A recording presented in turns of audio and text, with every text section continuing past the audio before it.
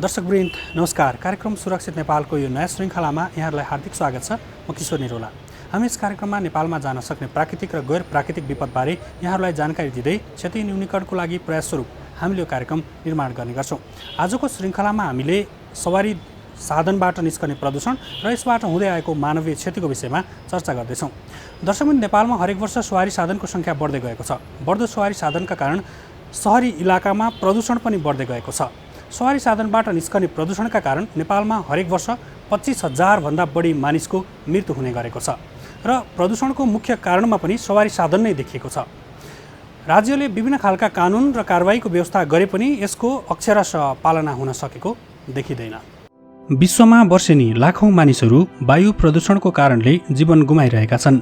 यसमा पनि सवारी साधनबाट उत्सर्जन हुने प्रदूषणको कारणले जीवन गुमाउनेको सङ्ख्या उल्लेख्य छ।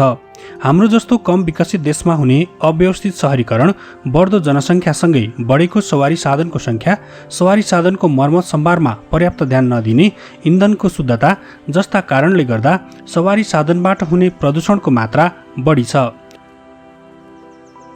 सवारी चालकको लापरवाहीका कारण भविष्यका सन्तानहरू समेत प्रदूषणको कारणले श्वास प्रश्वास सम्बन्धी दीर्घ रोगी हुनुपर्ने र अकालमा जीवन गुमाउनुपर्ने जोखिम बढ्दै गएको छ।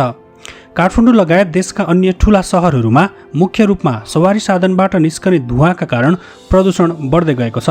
बढ्दो सवारीका कारण हरेक वर्ष प्रदूषणको जोखिम पनि उकालो लागिरहेको छ। विश्व स्वास्थ्य सङ्गठनका अनुसार वायु प्रदूषणको कारण नेपालमा प्रत्येक वर्ष झन्डै 25,000 भन्दा बढी मानिसको मृत्यु हुने गरेको छ। सङ्गठनको प्रतिवेदन अनुसार विश्वमा प्रत्येक वर्ष करिब 70 लाख भन्दा बढी मानिसहरूको मृत्यु वायु प्रदूषणको कारणले हुने गरेको छ। वायु प्रदूषणको कारण हुने मानव मृत्युदर सम्पूर्ण मानव मृत्युदरको 12% भन्दा बढी रहेको छ।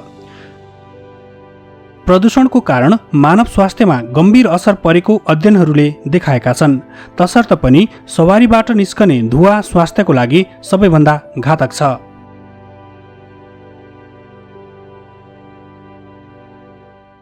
सवारी साधन, पुराना सवारी साधनलाई व्यवस्थित गर्नको निमित्त यातायात व्यवस्था विभागले 20 वर्षभन्दा पुराना सवारी साधनलाई काठमाडौँबाट विस्थापित गर्ने, विगतमा पेट्रोलियम पदार्थबाट चल्ने त्यो विक्रम टेम्पोलाई पनि यहाँबाट त्यसको सट्टा अरू सवारी साधन किन्नेलाई अनुदान दिएर त्यो विस्थापित भइसकेको छ। त्यो पूर्ण लागू भयो। 20 वर्ष पुराना सवारी साधन पनि कतिपय हदमा कार्यान्वयन भएको छन्, कतिपय चाहिँ एउटा भनौँ न धेरै पुराना गाडीहरू मान्छेले एउटा सोखको लागि पनि पुरानो मोडलको गाडीहरू चाहिँ राखेका छन्। यसलाई चाहिँ अब पूर्ण रूपले कार्यान्वयन गर्नको लागि हामीले काठमाडौँ उपत्यकाको वायु प्रदूषण न्यूनीकरण कार्ययोजना 2076 छ नि, 76 सालको फागुनमा आएको। त्यो कार्ययोजनामा यी सबै कुराहरू उल्लेखित छन्।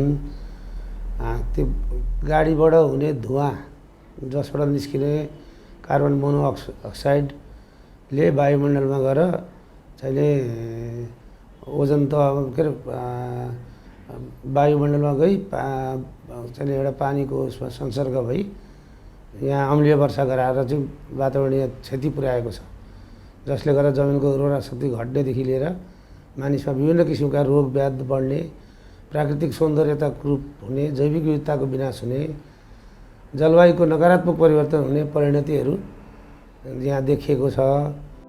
वातावरण प्रदूषणको हिसाबले खराब रहेका 12,000 सवारी साधन अहिले पनि नेपालका सडकहरूमा गुडिरहेका छन्। सरकारले 20 वर्ष पुराना सवारी साधनलाई सहरबाट विस्थापन गर्ने निर्णय धेरै पटक गरिसकेको छ। 2043 सालदेखिका सरकारले 20 वर्षे गाडीलाई विस्थापन गर्न खोजिरहेका छन्, तर 30 वर्ष बितिसक्दा पनि यो निर्णय अक्षरशः कार्यान्वयन भएको देखिँदैन।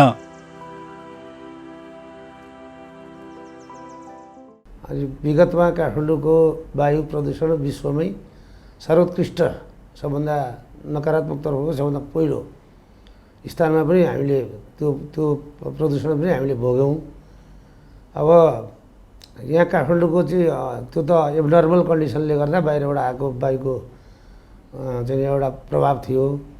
हाम्रो यहाँको भन्ने हो भने विशेषतः सवारी साधन अनि सडकको अवस्था त्यस्तै भौतिक पूर्वाधार मन्त्रालयबाट चाहिँ काठमाडौँ उपत्यका भित्रिने नाकामा विभिन्न 6वटा नाकामा सवारीहरूलाई वास गरेर मात्रै काठमाडौँ प्रवेश गराउने भन्ने एउटा चाहिँ नि बोलपत्र सूचना पनि गरिएको थियो।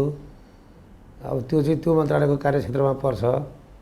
हामीले चाहिँ हाम्रो चाहिँ एयर क्वालिटी इन्डिकेटरबाट भएको पोल्युसनको मात्रा हामीले बताउँछौँ र त्यसलाई चाहिँ हामीले यस्तो यस्तो देखिएको छ सचेत हुनु है भनेर सरकारबाट हाम्रा सम्बन्धित निकायलाई हामीले पत्रचार पनि गर्छौँ र ती निकायहरूबाट यस सम्बन्धमा थप जुन सवारी साधनको पुराना सवारी साधनको विषय छ नि त्यो चाहिँ यातायात व्यवस्था विभागको कार्यक्षेत्रमा पर्ने र हाम्रो त्यो कार्ययोजना सम्बन्धी मिटिङ पनि यो कोभिड लगायतका कारणले गर्दाखेरि जुन हिसाबले वर्षमा 2 चोटि निर्देशक समितिको र 3 आवश्यकता अनुसार कार्यान्वयन समितिको निर्देशक समिति भनेको माननीय मन्त्रीज्यूको वनमन्त्रीको अध्यक्षतामा विभिन्न मन्त्रालयका सचिवज्यूहरू सदस्य रहने समिति हो भने कार्यान्वयन समिति भनेको वन मन्त्रालयको सचिवज्यूको अध्यक्षतामा संयोजकत्वमा विभिन्न विभागीय प्रमुखहरू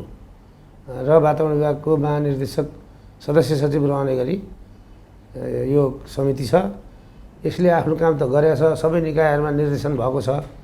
अब यसको मिटिङ हामी निकट भविष्यमै राखेर यहाँले सोध्नु भएको प्रश्नको उत्तर उहाँहरूको अहिलेसम्मको अपडेट के छ अनि हामी बताउन सक्छौँ। बढ्दो प्रदूषणको कारण मानिसहरूमा दीर्घरोगको रूपमा देखिन थालेको छ। पुराना सवारी साधनबाट निस्कने प्रदूषणले मुटु र फोक्सोमा एकदम असर पार्ने देखिएको छ। बच्चाहरूमा पनि यसको असर बढ्दै गएको पाइएको छ। पुराना सवारी साधनलाई हटाउँदा मात्रै पनि हालको अवस्थामा उल्लेखनीय सुधार आउने विज्ञहरूको सुझाव रहेको छ।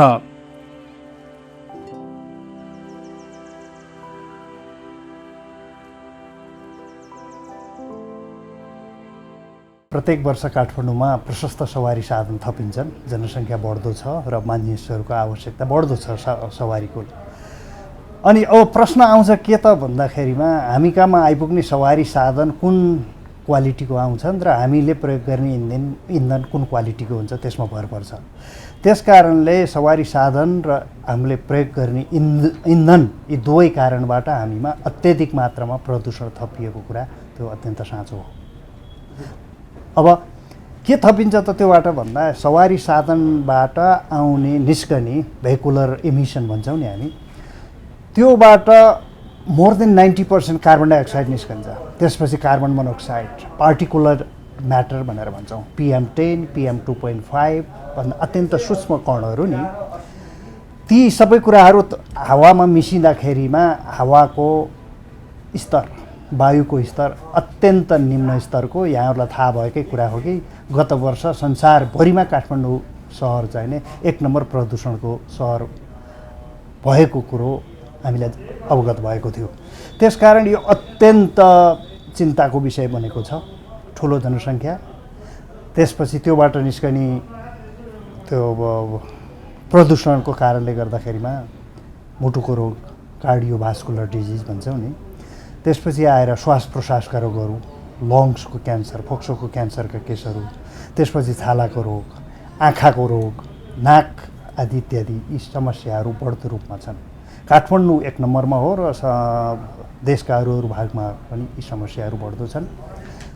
अनि यसैको कारणले नेपालमा करिब 25,000 जति अहिले प्रिम्याच्योर डेथ यहीसँग यही प्रदूषणसँग सम्बन्धित कुराहरूले गर्दाखेरिमा वर्षको करिब 25,000को वरिपरि मान्छेहरू चाहिँ नि समय अगावै मृत्यु भएको अनुमानहरू गरिएको पाइन्छ। प्रतिवर्ष संसारभर लाखौं मानिसको मृत्यु वायु प्रदूषणको कारण मुटु रोगले हुने गरेको छ। करिब 80% वायु प्रदूषणबाट हुने मुटु तथा रक्तनली सम्बन्धी रोगमा मुटु रोग र पक्षघात रहेको छ। केही घण्टा वा दिनको छोटो समयको वायु प्रदूषणको असरले पनि मुटुमा नकारात्मक प्रभाव पार्न सक्छ। दीर्घकालीन वायु प्रदूषणको कारण रक्तचापमा वृद्धि हुन सक्छ र उच्च रक्तचापको जोखिम बढ्दै जान्छ। वायु प्रदूषणको कारण मुटु प्रत्यारोपण गरेका बिरामीहरूमा मृत्युदर बढ्ने कुरा अध्ययनहरूले पुष्टि गरेका छन्।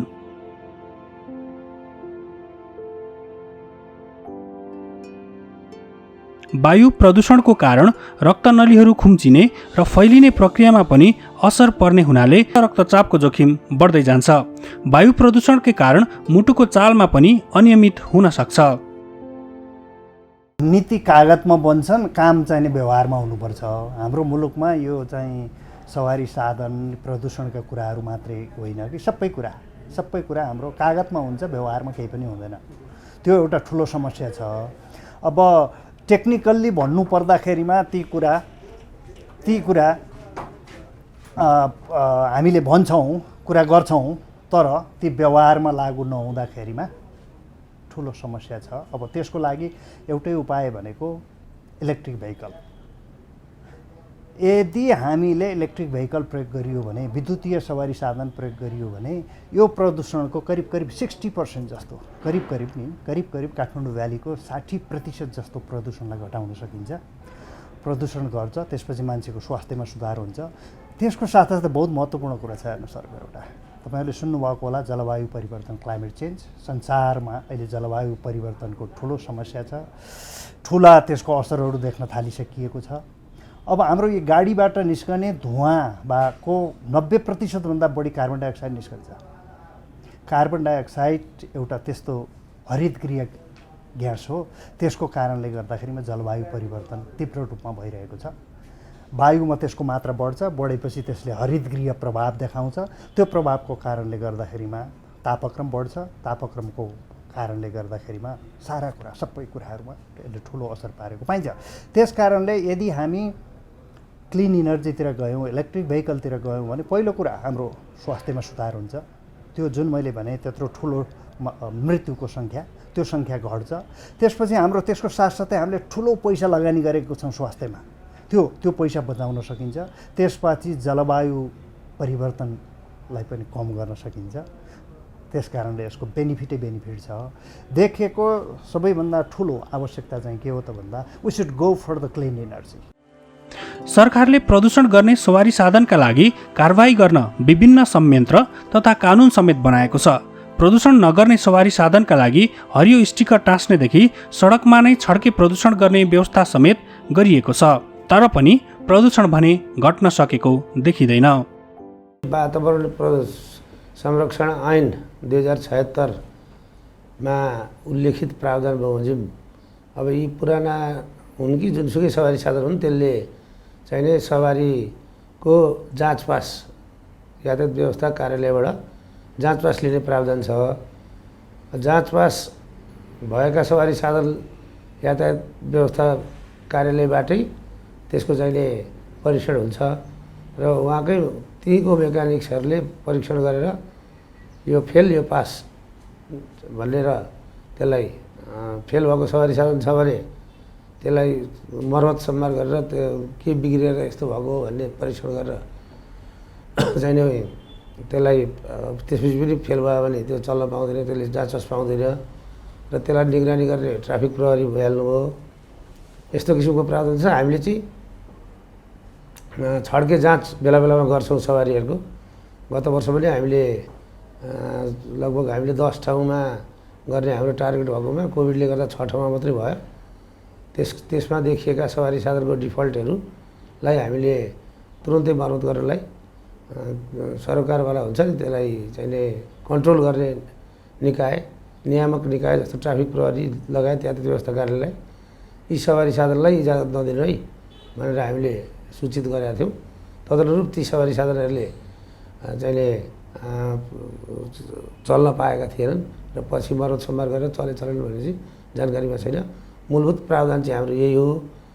यसपछि अरू चाहिँ नै हाम्रो कोअर्डिनेसन हुन्छ। यातायात व्यवस्था विभाग, सडक विभाग, ट्राफिक प्रहरी, हामी अनि बसको चाहिँ एउटा कमिटी हुन्छ।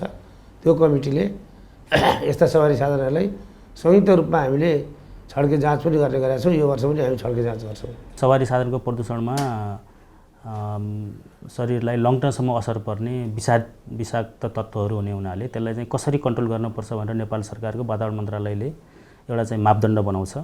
त्यो मापदण्डलाई हामीले लागू गर्ने हो।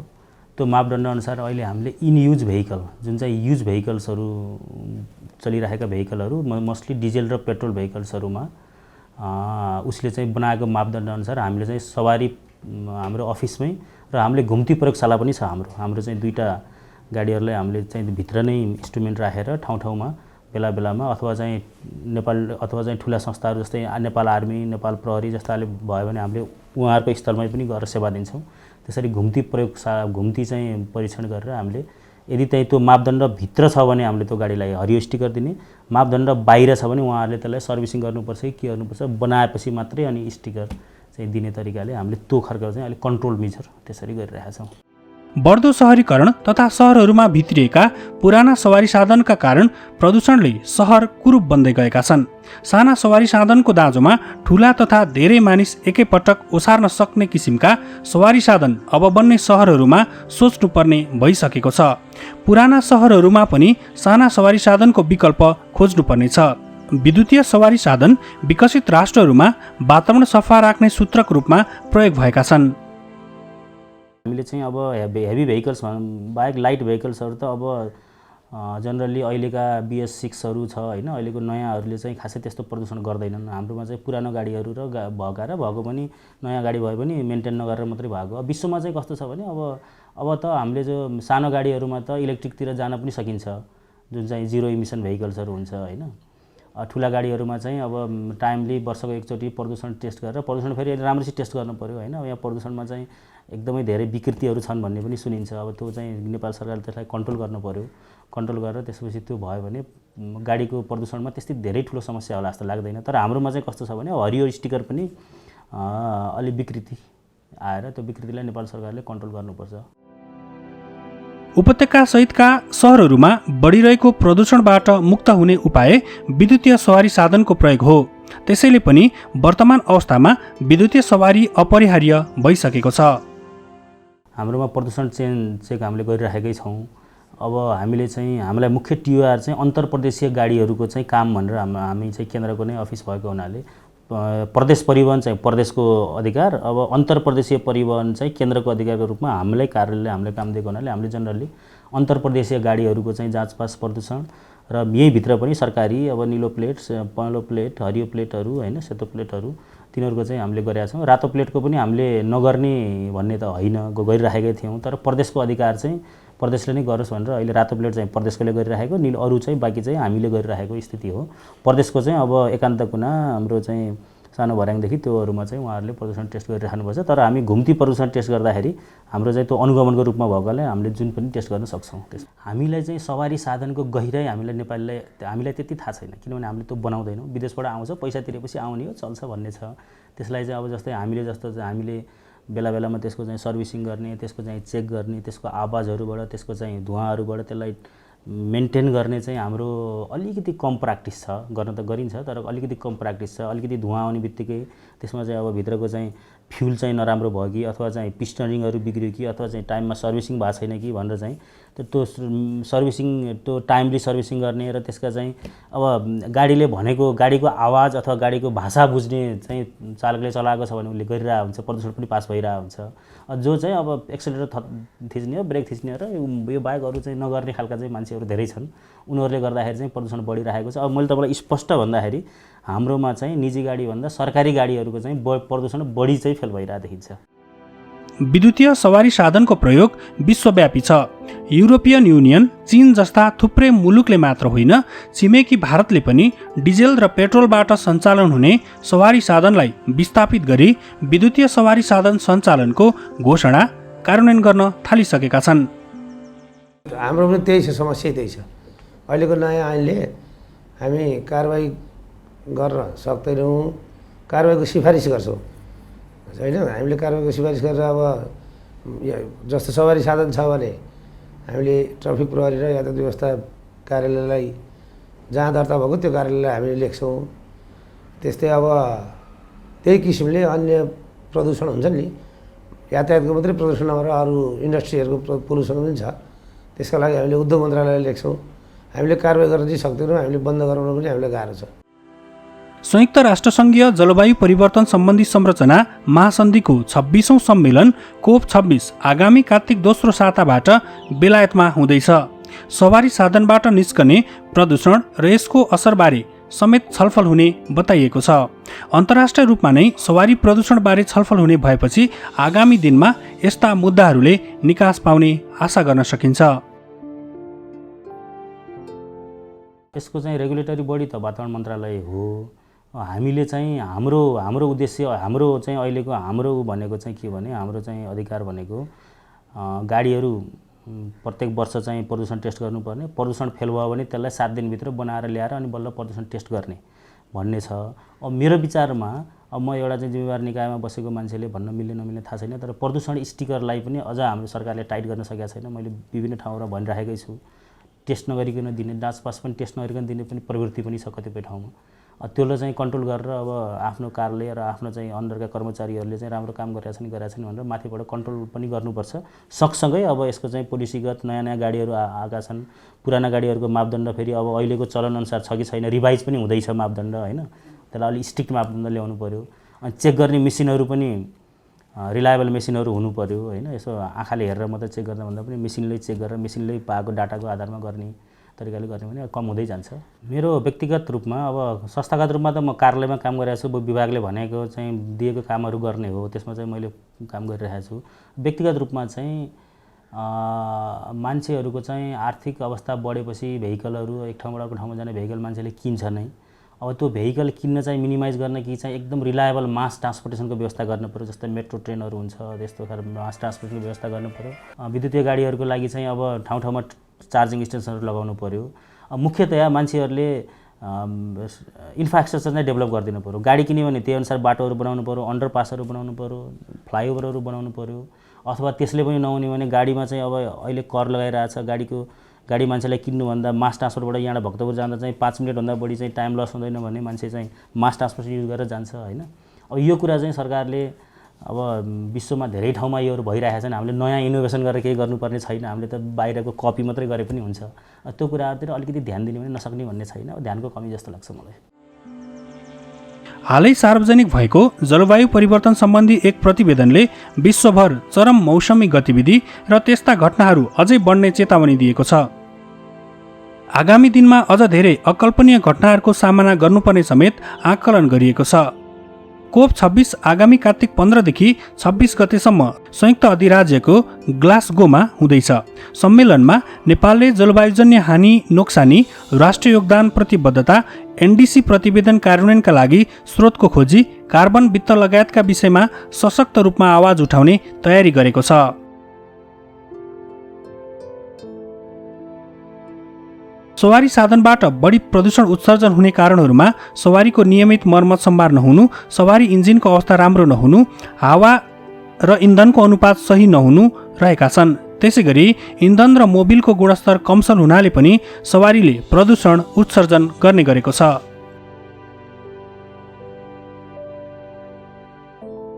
नेपाल सरकारले सवारी तथा यातायात व्यवस्था ऐन 2049 को दफा 23 को उपदफा 1 ले दिएको अधिकार प्रयोग गरी सोही उपदफा खण्ड ग को प्रयोजनको लागि प्रदूषण मापदण्ड कायम गरेको छ।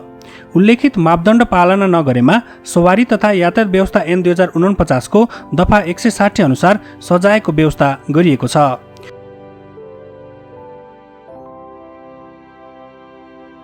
सवारी साधनबाट निस्कने प्रदूषणका कारण बढ्दो स्वास्थ्य समस्यालाई न्यूनीकरण गर्न सवारी चालक तथा सवारी धनी स्वयं जिम्मेवार हुन जरुरी छ।